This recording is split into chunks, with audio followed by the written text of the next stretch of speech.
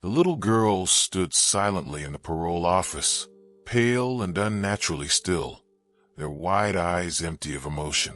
When the officer asked who they were, the man who brought them said they were his daughters, but something in their hollow faces told her that wasn't the whole truth. That single flicker of doubt, a question no one had thought to ask in 18 years, would end one of the longest kidnapping cases in American history and finally reveal what happened to Jaycee Lee Dugard. Before we go further into this story, please consider subscribing to Cold Case Whisperer. It's much appreciated, and it helps us keep bringing you real cold case stories like this one. Jaycee Lee Dugard was born on May 3rd, 1980, in Arcadia, California, and in the early years of her life, she was a bright, affectionate child with sun-streaked blonde hair and a quick, trusting smile. Her mother, Terry Probin, had separated from Jaycee's biological father when Jaycee was very young, and by the time Jaycee was in elementary school, Terry had built a new life with her partner, Carl Probin, whom she would later marry. The family eventually settled in the small, pine-scented community of Meyers, just a few miles south of South Lake Tahoe in El Dorado County, a place of mountain quiet, long dirt driveways, and the kind of safety that makes parents feel their children can walk to the school bus stop alone.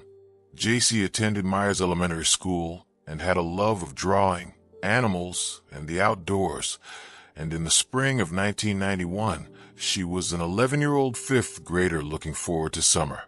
On the morning of Monday, June 10th, 1991, Jaycee dressed in a pink windbreaker, a white t-shirt with a picture of a panda on it, and stretched pants with a floral print, and she kissed her mother goodbye before walking up the long gravel driveway to the spot on Washone Boulevard where the school bus would pick her up. Carl Probin stood in the kitchen and watched through the window as his stepdaughter disappeared from view up the slope. A few moments later, he heard the sound of a vehicle on the road, and when he glanced out again, he saw a gray two-door sedan, possibly a Mercury Monarch or a similar boxy model from the late 1970s, pull to a stop near where Jaycee was walking. Before he could make sense of what he was seeing, a woman reached out from the passenger's side and grabbed Jaycee, and in one violent motion the child was dragged inside the car. Carl tore out of the house and sprinted down the driveway on foot, but by the time he reached the pavement the sedan was already accelerating away, and he could not get close enough to see the license plate or to identify the driver clearly. A neighbor who heard the commotion gave chase on a bicycle, but lost the car on the winding mountain roads. Carl called 911 at 8:19 a.m., and within minutes the quiet streets of Meyers were flooded with sheriff's deputies, search and rescue teams, and volunteers. What had happened was every parent's unthinkable horror, and it had happened in plain sight, in less time than it takes to pour a cup of coffee.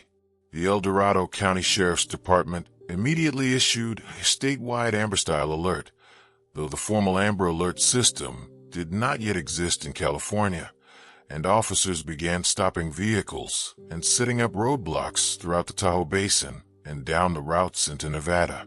The only descriptions they had to work with were Carl's memory of a gray, older model American sedan and the female abductor, who he said appeared to have long dark hair. Witnesses along the road reported seeing the car speeding west toward the Central Valley, but the trail evaporated quickly. In the days that followed, investigators pursued thousands of leads. They questioned registered sex offenders across multiple counties, searched remote cabins in the Sierra Nevada, and drained sections of the American River looking for any sign of Jaycee or her clothing. Local psychics offered visions, well-meaning citizens reported suspicious vans, and the Federal Bureau of Investigation became involved, believing that Jaycee might have been taken across state lines into Nevada just minutes after the abduction. Terry Probin and Carl Probin were both interrogated thoroughly, as is standard in child abduction cases, and they were cleared of any involvement. Terry appeared on television, her voice cracking, holding up a photograph of her daughter and begging whoever had taken her to bring her home. The photograph showed a little girl with a gap-toothed grin, hair pulled back in a ponytail, and lively dark eyes. For a time, the nation's attention was fixed on Lake Tahoe, but as weeks turned into months without a credible sighting or a ransom demand, the case began to grow cold. The police kept the file open, but the urgency of the search faded into the dull ache of an unsolved disappearance, a face on a milk carton, a name on a long list of children who had simply vanished.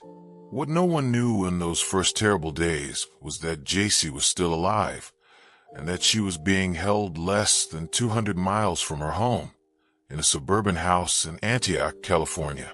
The people who had taken her were Phillip Garrido and his wife, Nancy Garrido. Phillip Garrido was born in 1951 in Pittsburgh, California, and by his early 20s, he was already a deeply disturbed individual with a history of drug abuse, sexual violence, and bizarre religious delusions. In 1976, he committed a brutal crime that foreshadowed everything that would follow. He abducted a 25-year-old woman named Katie Calloway from a South Lake Tahoe parking lot, handcuffed her, and transported her to a storage unit in Reno, Nevada, where he raped her repeatedly over the course of several hours. A police officer noticed the lock on the storage unit door was hanging open and interrupted the assault, arresting Garrido at the scene. Garrido was convicted in federal court of kidnapping and sexual assault and was sentenced to 50 years in federal prison, followed by a life sentence in Nevada State Prison. But under the sentencing rules and parole practices of the era, he became eligible for release much earlier. While incarcerated at the federal penitentiary in Leavenworth, Kansas, Garrido corresponded with a woman named Nancy Bocanegra, who had visited an inmate relative and met Garrido through the prison visiting system.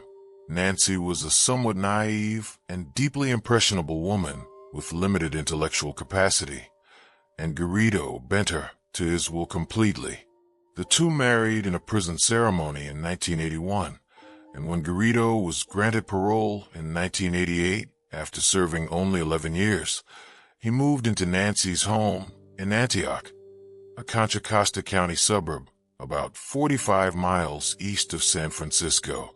Federal parole authorities were supposed to supervise him closely for the rest of his life, given his extreme danger to the community. He was fitted with a GPS ankle monitor at times, and parole agents were required to conduct home visits.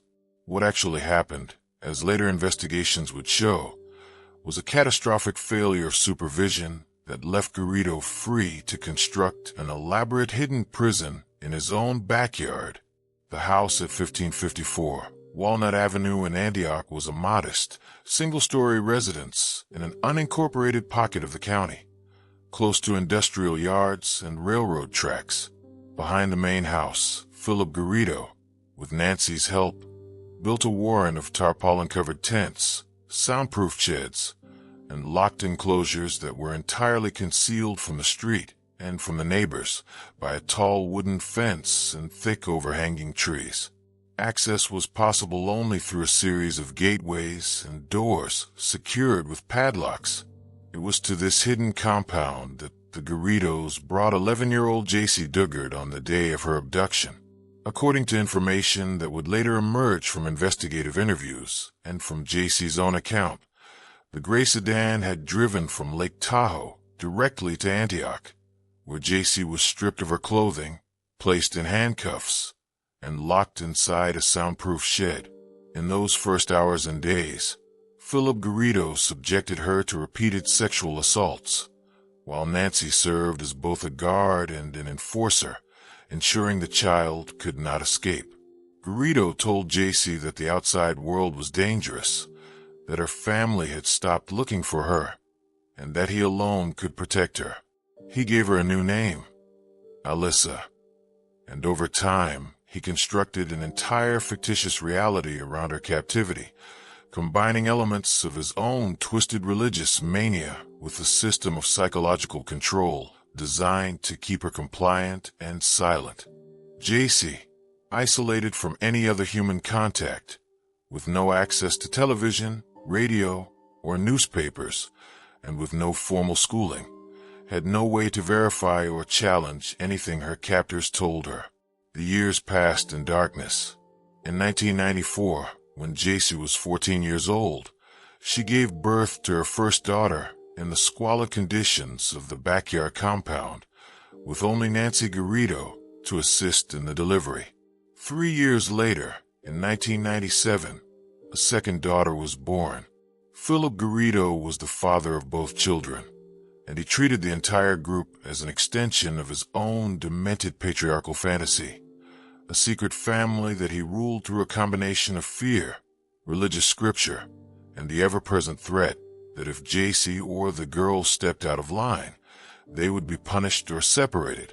Yet, incredibly, Garrido also attempted to present a public face as a reformed man, a born-again entrepreneur running a printing business called Printing for Less, and he began taking the two girls out in public with increasing frequency in the 2000s, introducing them to neighbors and business associates as his daughters. Jaycee herself was rarely seen outside the house, but on occasion she would accompany Garrido in the role of an assistant or a family friend, always under his watchful eye and always using the name Alyssa. She had grown into a young woman with a careful, guarded manner and a deep, ingrained instinct for survival that kept her and her children alive through years that most human beings cannot imagine. There were moments, scattered across nearly 2 decades, when the wall of secrecy around the Walnut Avenue house almost cracked open. In November 2006, a neighbor called the Contra Costa County Sheriff's Office to report that there were children living in tents in the Garrido's backyard and that the situation looked alarming. A sheriff's deputy responded to the call, knocked on the front door, and got no answer. The deputy walked around the perimeter of the property, observed nothing from outside the high fence, and left without ever entering the backyard. That deputy did not contact parole authorities, did not obtain a search warrant, and did not follow up. The call was logged and essentially forgotten. Meanwhile, Phillip Garrido's federal parole agents conducted regular visits to the home, but never searched the backyard thoroughly enough to discover the hidden compound. One parole agent noted that Garrido had children in the home, but never verified their identities or questioned why a registered sex offender with a lifetime supervision order was living with young girls. This staggering institutional blindness would later become the subject of a formal state investigation and a scathing report that detailed at least a dozen missed opportunities for authorities to have discovered Jaycee and her daughters years earlier. The thread that finally unraveled the entire deception was pulled not by a federal agent or a local detective, but by a vigilant campus police officer who trusted her instincts. On August 24, 2009, Phillip Garrido drove to the campus of the University of California, Berkeley, with the two girls, then aged 11 and 15, in order to distribute religious literature and seek permission to hold an event on campus. He approached the office of the campus police seeking a permit, accompanied by the sisters, who stood silent and motionless behind him. The officer on duty, Special Events Manager Ally Jacobs of the UC Berkeley Police Department, immediately felt something was wrong. The girls were unnaturally pale, almost translucent, with a washed-out complexion that suggested they rarely saw sunlight. They did not smile, did not make eye contact, and responded to questions with blank, robotic stares. Jacobs noticed that the older girl had a pronounced droop in one eyelid and an unusual fixed gaze that seemed at odds with her age, and when Jacobs tried to engage the younger child, the girl tensed and looked to Garrido before offering the briefest of replies. Garrido himself was agitated, rapid in his speech, and gave rambling explanations about his religious visions and his ability to control sexual impulses through prayer. Jacobs, who was trained to observe behavior and assess threats, separated herself from the conversation long enough to run a background check on the name Phillip Garrido. What came back stunned her. Garrido was a registered sex offender on federal parole for a 1976 kidnapping and rape, a crime so serious that he was supposed to be under lifetime supervision. Jacobs telephoned Garrido's parole officer at the California Department of Corrections and Rehabilitation and described the entire encounter, including the presence of the two strange, silent girls who were being passed off as daughters. That phone call set off a rapid chain reaction. The parole officer, recognizing that something was gravely amiss, called Garrido later that day and instructed him to report to the parole office in Concord on August 26th and to bring the two children with him. Garrido, accustomed to decades of oversight without consequence, complied. If you are finding this story as compelling as the investigators did at that critical moment, please take a moment to subscribe to this channel so you can follow every development in this case and many others. On the morning of August 26, 2009, Phillip Garrido arrived at the parole office with his wife Nancy and the two girls. The girls were still withdrawn and nearly mute, and their appearance was so alarming that the parole officer immediately separated them from the Garridos and began asking questions in a gentle but persistent manner. When asked who their mother was, both girls gave vague answers or looked to the floor. The parole officer, now deeply suspicious, contacted the Concord Police Department, and a detective was dispatched to the parole office. The detective, in turn, confronted Phillip Garrido directly. Garrido initially tried to deflect and ramble about his religious beliefs, but under sustained questioning, he made a series of admissions that no one in the room was prepared to hear. He stated that the girls were his biological daughters, and that their mother was a woman named Alyssa who lived at his home and whom he had obtained many years ago. When asked what he meant by obtained, Garrido acknowledged that he had taken a child from the street in South Lake Tahoe. At this point, the investigators separated Garrido from Nancy and placed them both under arrest. A team was dispatched immediately to 1554 Walnut Avenue in Antioch. Concord police officers and Contra Costa County Sheriff's deputies entered the backyard through the locked gates and found the hidden compound of tents, tarpaulins, and plywood sheds. And there, standing in the open doorway of one of the structures, was a woman in her late 20s, thin, with dark hair and careful, wounded eyes. An officer asked her name. She gave the name Alyssa. The officer then asked if she was Jaycee Dugard. The woman paused, and in that pause a lifetime of suppressed identity flickered behind her face. Then she said quietly, "Yes, I am Jaycee Dugard." The news of the rescue electrified the nation. Photographs of the Walnut Avenue backyard compound were broadcast around the world, and the sheer scale of the horror that had been hidden in plain sight for 18 years left millions of people shaken. Jaycee was reunited with her mother, Terry Probin, who had never stopped hoping and who had kept a pink teddy bear in Jaycee's childhood bedroom all those years, waiting for her return. Jaycee's two daughters, ages 15 and 11 at the time of the rescue, had been born into captivity and had never attended a school, visited a doctor, or known any life beyond a fenced enclosure and the control of their captor. They were now introduced to their grandmother, to sunlight without permission, and to a world that would require immense patience and professional care to navigate. The El Dorado County District Attorney's Office and the United States Attorney jointly charged Phillip and Nancy Garrido with the litany of felonies, including kidnapping for sexual purposes, forcible rape, lewd acts upon a minor, and false imprisonment. Because the crime spanned state lines and involved violations of federal parole, both state and federal jurisdiction were at play. But in a decision designed to spare Jaycee and her daughters the trauma of multiple trials, the case was resolved in California State Court. In April 2011, Phillip Garrido pleaded guilty to kidnapping and multiple counts of sexual assault, and Nancy Garrido pleaded guilty to kidnapping and aiding and abetting her husband's crimes. During the plea hearing, the court heard a written statement from Jaycee in which she described her captivity in unflinching terms, but also affirmed her determination to move forward and to protect her daughters from further harm. On June 2, 2011, Phillip Garrido was sentenced to 431 years to life in prison.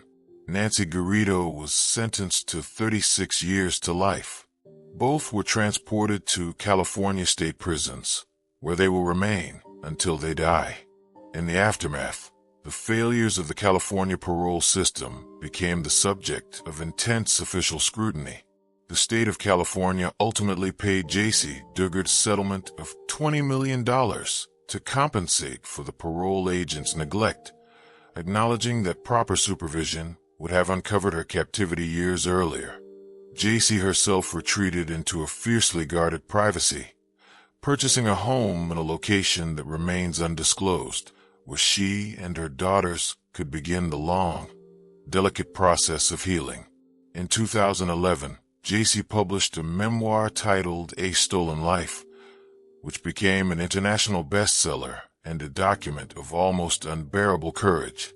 In its pages, she detailed her experiences without sensationalism, describing the mechanics of survival, the births of her daughters, and the precise, methodical cruelty of her captors, and she also expressed her determination not to be defined solely by what was done to her.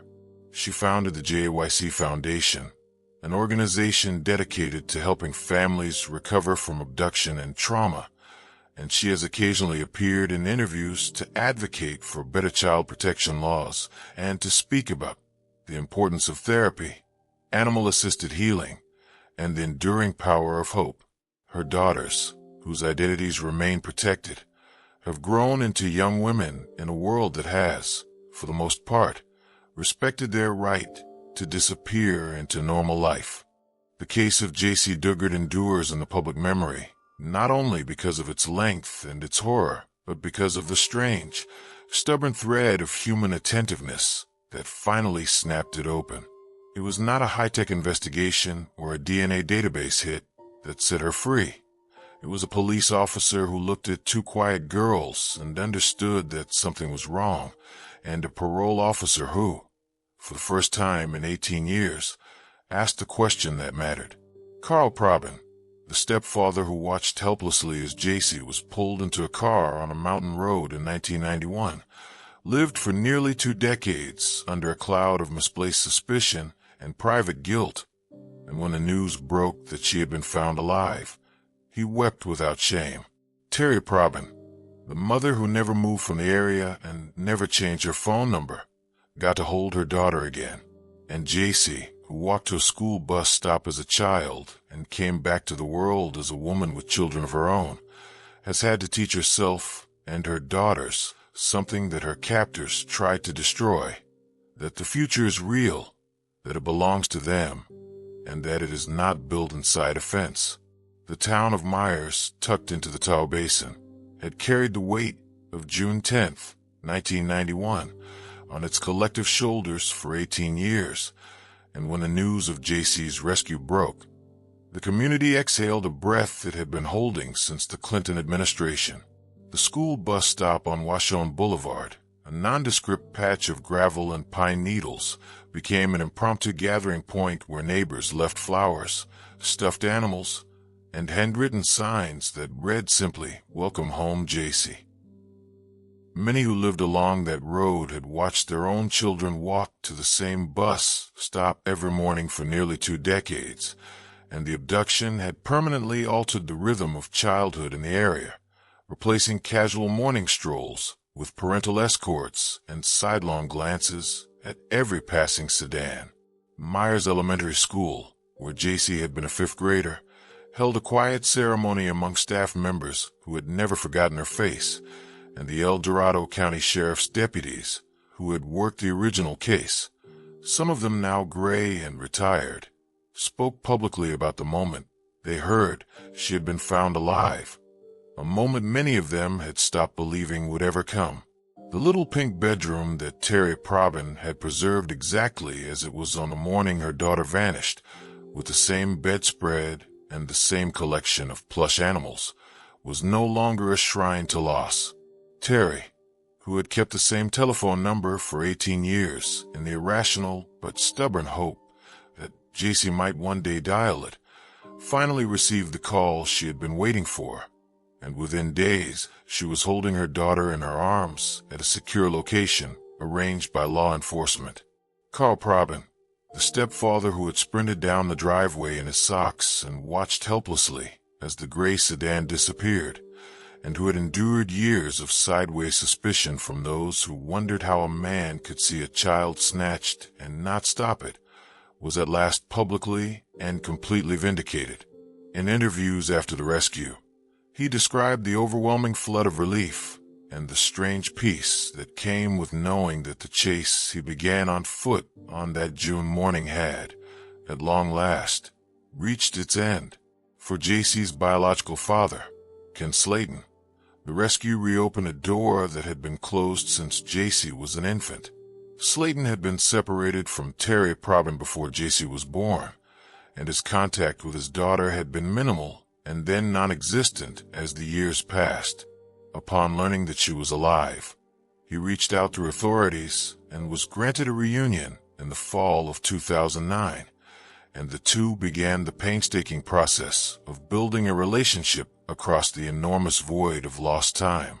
Jaycee's half-sister, Shayna, whom she had never met, also entered her life, and slowly the constellation of family around her expanded from the single point of her mother to a wider network of blood relations who had spent 18 years wondering what had become of the little girl with the ponytail.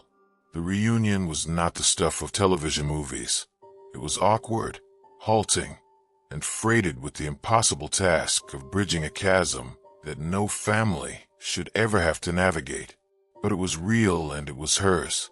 In Antioch, the revelation that 1554 Walnut Avenue had concealed a horror of such magnitude sent shock waves through a neighborhood that had regarded the Garrido property as merely odd and unkempt.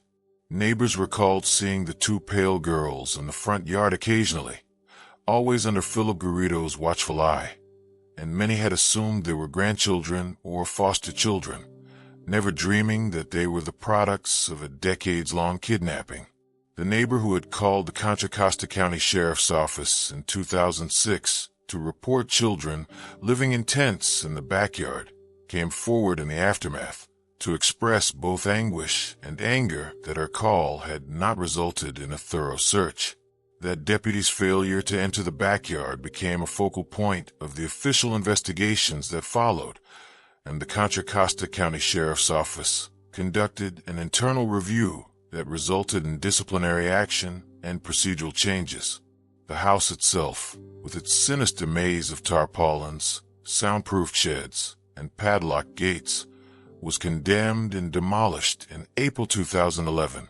Neighbors gathered to watch the heavy machinery reduce the structures to splinters, and many described the demolition as a communal exorcism. The lot where the house once stood remained empty for years, a scar of bare dirt and weeds that the city eventually absorbed into a neighborhood improvement project, planting grass and trees where the tents had once been staked into the ground. The systemic failures that allowed Phillip Garrido to evade detection for so long were laid bare in a scathing report issued by the California Office of the Inspector General in November 2010. The report documented a staggering pattern of neglect by the California Department of Corrections and Rehabilitation Parole Division, including missed home visits, failure to search the property, failure to verify the identities of the children living in the home, and failure to act on multiple red flags that had been raised by neighbors and even by Garrido's own erratic behavior during parole appointments. Parole agents had visited the Walnut Avenue house at least 60 times over the years without ever discovering the hidden compound, and the report concluded that had even a minimally competent search been conducted at any point, Jaycee Dugard and her daughters would have been found and freed years earlier. In July 2010, the California State Legislature approved a $20 million settlement to Jaycee Dugard, acknowledging the state's profound culpability in her prolonged captivity. The settlement was approved with bipartisan support, and the language of the legislation explicitly recognized that the state had failed Jaycee in the most fundamental way. In the legislative session that followed, California lawmakers passed a package of reforms aimed at tightening parole supervision for high-risk sex offenders. These included increased GPS monitoring requirements, mandatory unannounced home visits that included thorough searches of the entire property, and enhanced communication between local law enforcement and state parole agents. While no single statute was named after Jaycee Dugard, the collective impact of her case on California's correctional policies was unmistakable, and advocates for victims of sexual violence pointed to the reforms as a direct legacy of her ordeal. The two law enforcement professionals whose attentiveness finally broke the case open received widespread recognition for their roles.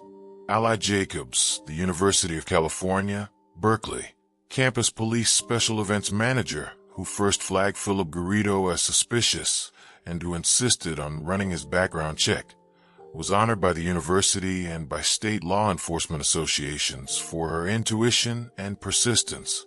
The parole officer who separated the girls from the Garridos in the Concord Parole Office and who called in the Concord Police Department, whose name has been kept largely out of the public record at her own request, was praised in the Inspector General's report as a rare example of proper vigilance in a system that had otherwise failed catastrophically. Their actions serve as a reminder that institutional safeguards are only as strong as the individuals who choose to enforce them, and that the difference between another missed opportunity and a miraculous rescue can come down to one person who simply refuses to look away. For Jaycee Dugard herself, the years since her rescue have been devoted to a deliberate and fiercely protected process of rebuilding. She purchased a secluded property where she could live with her daughters and her mother, and where the family could experience the ordinary rhythms of life without the intrusion of cameras and headlines. She surrounded herself with animals, particularly horses, which became a central component of her therapeutic recovery and later the foundation of her advocacy work. In 2011, she published her memoir, A Stolen Life, written without a ghostwriter in plain, unadorned prose that cataloged the daily reality of her captivity with a directness that many readers found almost unbearable. The book became an immediate bestseller and was translated into multiple languages, and royalties from its sales helped fund the establishment of the Jaycee Foundation, a nonprofit organization dedicated to supporting families recovering from abduction and trauma. Through the foundation, Jaycee developed programs that used equine therapy, art, and nature-based healing to assist survivors of kidnapping, sexual abuse, and other profound traumas, and she began to speak selectively at conferences and training events for law enforcement and social service professionals. In 2016, she published a second book, Freedom, My Book of Firsts, collection of short, luminous essays about the everyday experiences that captivity had denied her, such as driving a car, choosing her own clothes, and watching a sunrise without permission. Jaycee's daughters, who entered the world inside a locked compound and who had never known the ordinary freedoms of childhood, have grown into adulthood under the protection of the family's tightly guarded privacy. Their names and likenesses have been kept from the public record by mutual agreement among the family, law enforcement, and the media, and they have been given the space to attend school, form friendships, and discover their own identities outside the shadow of their origin story. Those who have worked closely with the family describe the young women as resilient, creative, and deeply bonded to their mother and grandmother. And while the psychological legacy of their early years cannot be erased, it has been met with sustained professional support and the unshakable commitment of a mother who refused to let their story end in the backyard of a house in Antioch. The The people of Meyers and Antioch, the law enforcement officers who worked the case, the families who waited, and the strangers who wept at their televisions all continue to live in the long echo of what happened on June 10th, 1991. Jaycee Dugard's life is not a tidy narrative of closure, but an ongoing testament to the fact that survival is not a single act of rescue, but a daily practice, and that the work of reclaiming a stolen life is both deeply personal and profoundly communal. The bus stop on Washone Boulevard is just a patch of gravel now, unmarked and unremarkable to anyone who does not know its history. But in Meyers, they know, and they remember, and they keep watching. If you found value in this story, please consider hitting subscribe and leaving a like, and turn on notifications so you don't miss the next real cold case investigation. We truly appreciate your support. Thanks for listening and watching.